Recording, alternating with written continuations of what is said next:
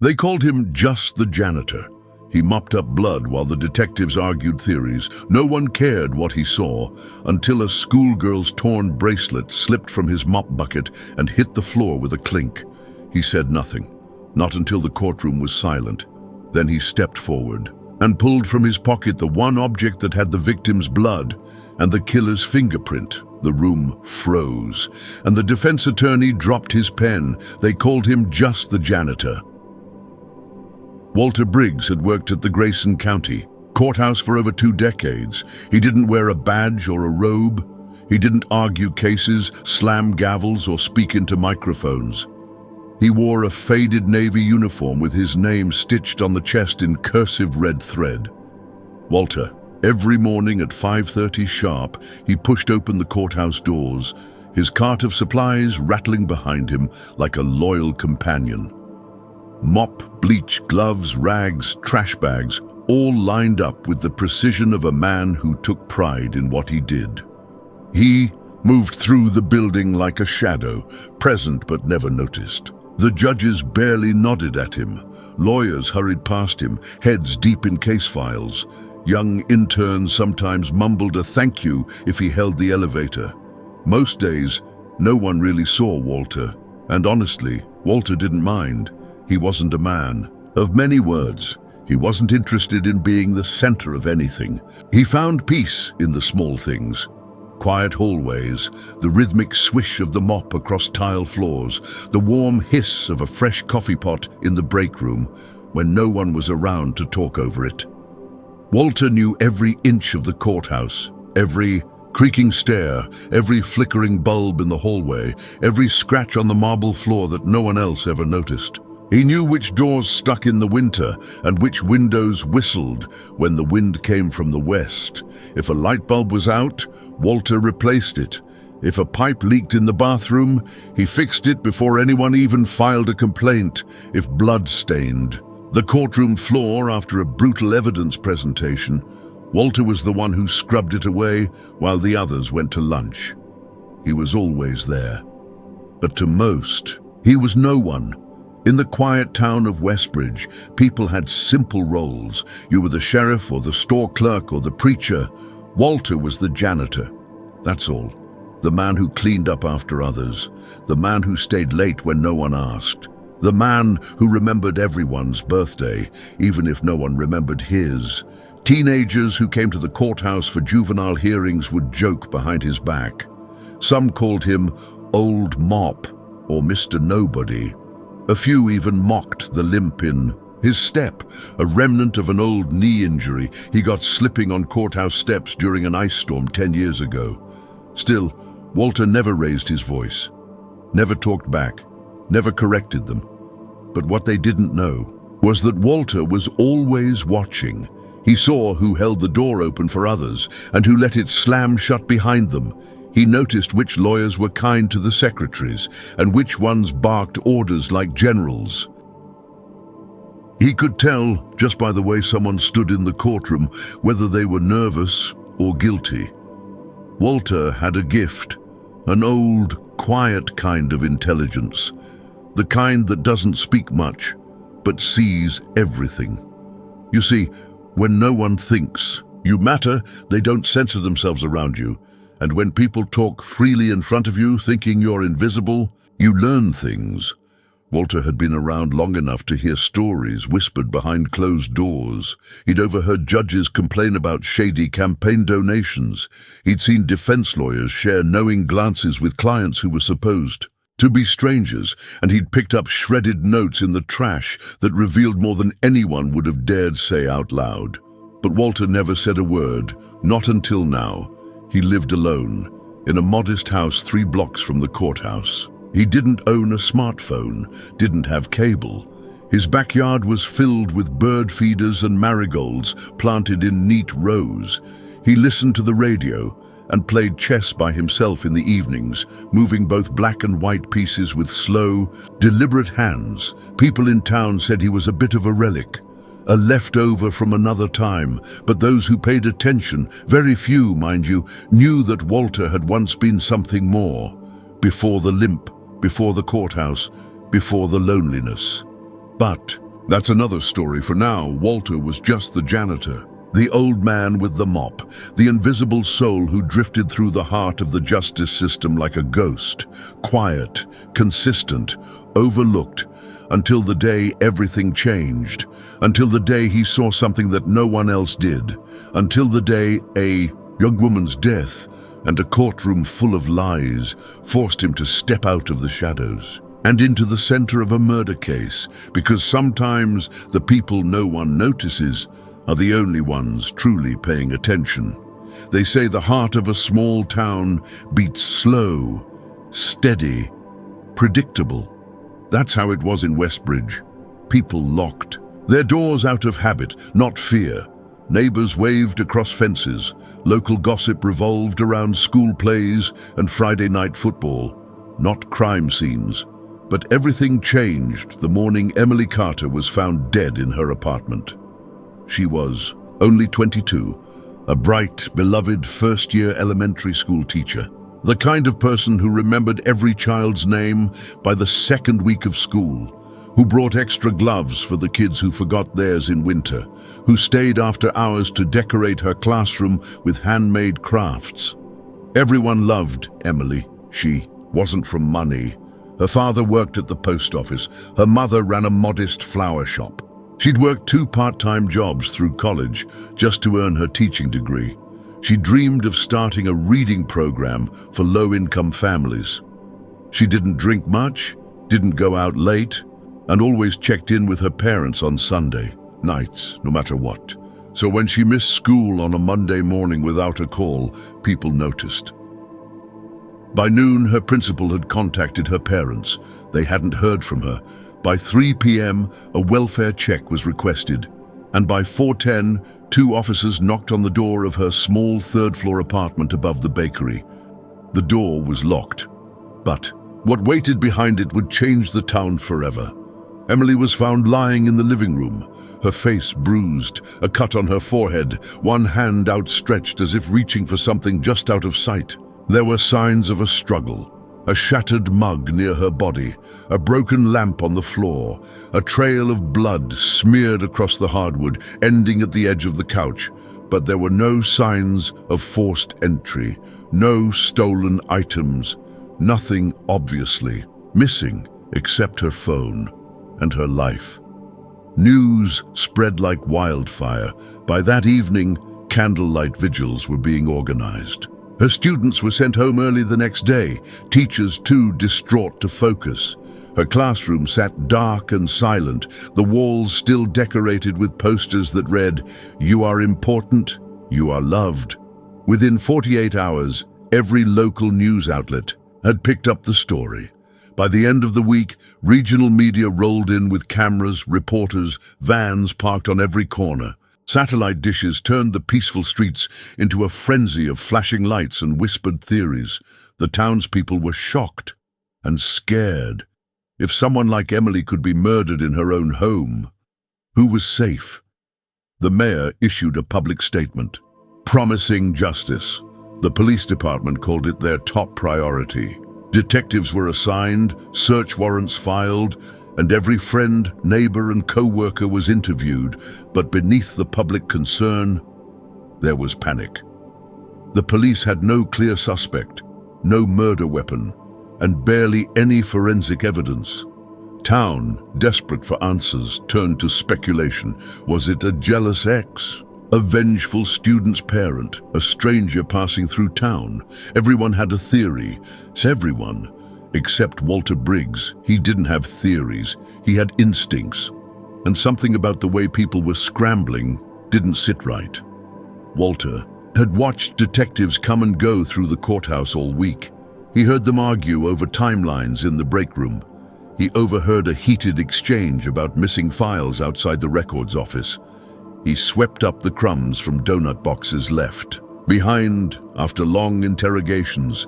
He emptied trash cans filled with coffee cups and half-crumpled crime scene photos.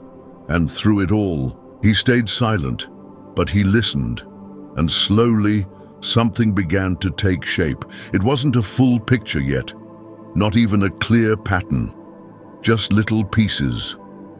Things others missed because they were too busy racing the headlines. The town wanted someone to blame. The police wanted a fast conviction. The media wanted a narrative that made sense. But Walter, he wanted the truth. And though no one would believe it, not yet, he was about to find something that would turn the entire case upside down. Because sometimes in the loudest storms, the only one who sees clearly is the one no one notices. It didn't take long for the police to find their suspect. His name was Ryan Walker. He was 26. A mechanic, wore flannel shirts, worked at a garage just outside of town. Known to be short-tempered, rough around the edges. And, most importantly, he was Emily Carter's ex-boyfriend. They'd broken up about 4 months before her death. Quietly, no public fights, no police reports, but still, enough tension to leave behind a digital trail. Text messages, dozens of them, some angry, some pleading, some laced with frustration and sharp words that, out of context, sounded chilling. One in particular stood out. "You'll regret walking away from me." That message was time-stamped 2 weeks before Emily died. It was enough to raise eyebrows and suspicion. And when detectives looked into Ryan's background, they found more fuel for the fire. A minor assault charge from 3 years earlier, bar fight, dismissed but not forgotten. 2 noise complaints from neighbors. A reputation for having a short fuse when he drank. They brought him in for questioning. Ryan didn't deny the relationship. He didn't even deny the texts. He admitted they argued, said he was hurt when she ended things, said he still cared about her. But when asked where he was the night she died, his answer wavered. He claimed he was home, alone, fell asleep watching TV. No one could confirm it. No neighbor, no friend, no security camera, just his word. And in a case that was quickly becoming a media circus, his word wasn't enough. Within a week, he was arrested, handcuffed in front of flashing cameras, booked, charged with second-degree murder. The town, hungry for answers, latched on like it was gospel. Of course it was him. People muttered at diners and barbershops. He always seemed off. I knew he had a temper. Why else would she end things? No one asked why a man would kill the woman he once loved, with no clear motive, no witness, no confession. But the police had circumstantial evidence, and in high-profile cases, sometimes that's all it takes. The prosecutor moved fast. There was pressure from the top. Politicians wanted justice before the next election cycle. The sheriff needed a win. The town needed peace. So, a trial date was set, just 5 weeks after the arrest. It was unusually fast, almost unnaturally. So, and Walter Briggs noticed. He noticed how quickly case files were printed, how defense documents were rushed and incomplete, how juror folders were prepared before all the evidence was officially logged. Walter didn't say a word, not yet, but something about the whole thing gnawed at him. The trial began on a rainy Tuesday morning. Thunder rolled over the courthouse steps as the crowd filed in. Spectators filled the gallery. The media sat perched. In the back row, pens in hand, cameras ready. Ryan sat there, shoulders hunched, eyes hollow. His lawyer barely made eye contact. The prosecution painted a vivid picture: heartbreak, jealousy, rage. They showed the text messages. They played up his record. They pointed out the lack of an alibi. And though they had no physical evidence tying him to the scene, no fingerprints, no DNA, no eyewitness, none of that seemed to matter because the story fit. It was neat, simple, believable, too believable. And the town accepted it like a bitter pill. Even as Ryan stood there and said, "I didn't do this. I swear to God I didn't." No one looked surprised. No one even flinched except Walter. He stood in the back of the courtroom, broom in hand, heart pounding in his chest. Because deep down, something told him they had the wrong man. And as he listened to the prosecution close their argument with polished certainty, Walter made a decision that would change the course of everything. He might not wear a suit, he might not hold a degree in criminal law, but he had eyes. He had ears, and he had something the others didn't: the truth. Walter Briggs wasn't a man to pry. He kept to himself, quietly going about his work. But in a courthouse that saw its fair share of commotion, it wasn't hard to overhear things. And that afternoon, as he mopped the long hallway outside the evidence room, Walter overheard something strange. Two detectives, Detective Lawson and Officer Harris, were talking in hushed tones, but their words were still loud enough for him to catch. The prints don't match. We need something more solid. Forget the prints. We've got the texts, the temper, the alibi. It's a done deal. They laughed, but the sound of it felt wrong to Walter. Done deal? It didn't sit right with him. There was something off about the way they spoke, almost like they were trying to convince themselves. He continued mopping, lost in thought, as his movements took him closer to the evidence room door. His mop glided across the cold tile floor, the rhythmic swish, almost calming. Then his mop caught on something. He looked around the empty hallway, making sure no one was watching, before slipping the blood-stained bracelet into his pocket. His mind was a whirl of thoughts, but one thing was certain: it didn't belong in the courthouse. It didn't fit with the case, or with anything he'd seen so far. Then, as the fog began to lift, a thought struck him. He knew that bracelet. He'd seen it before. It belonged to Lily Edwards, a student from the local high school. Lily had been missing for almost 3 months, around the same time Emily Carter had died. No one had found her, and no one had seemed to ask about her after the first few weeks. But Walter remembered her, quiet, withdrawn, always reading her books in the corner of the school library.